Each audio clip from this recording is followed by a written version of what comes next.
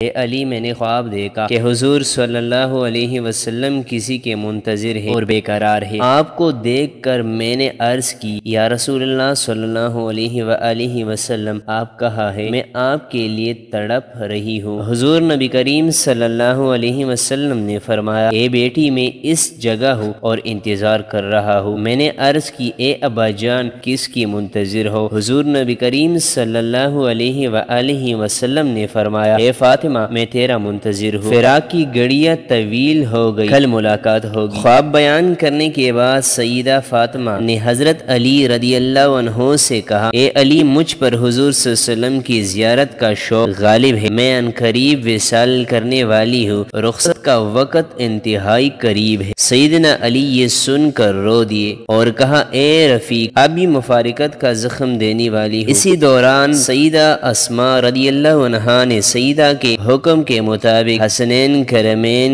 کے لیے کھانا تیار کیا، لیکن بچوں نے والدہ کے بغیر کھانے سے انکار کر دیا۔ بچوں کی ضد پر سیدنا علی کا سہارا لے کر کھانے کے لیے اٹھی۔ یہ سیدہ کا بچوں کے ساتھ آخری کھانا تھا۔ سیدہ نے حضرت علی کو 4 وصیتیں کی۔ نمبر 1، میری کوتاہیوں کو معاف کر دیں۔ سیدنا علی نے کہا، واللہ اے فاطمہ، مجھے آپ سے کبھی تکلیف نہیں پہنچی اور نہ آپ نے کبھی حقوق کی ادائیگی میں کوئی کوتاہی کی ہے۔ نمبر 2، میرے بچوں سے ہمیشہ شفقت کیجیے گا۔ میرا جنازہ رات کے وقت لے جائے گا تاکہ پردہ قائم رہ سکے۔ مجھے بھول کر نہ جانا، میری قبر پر آنا اور دعا کرنا۔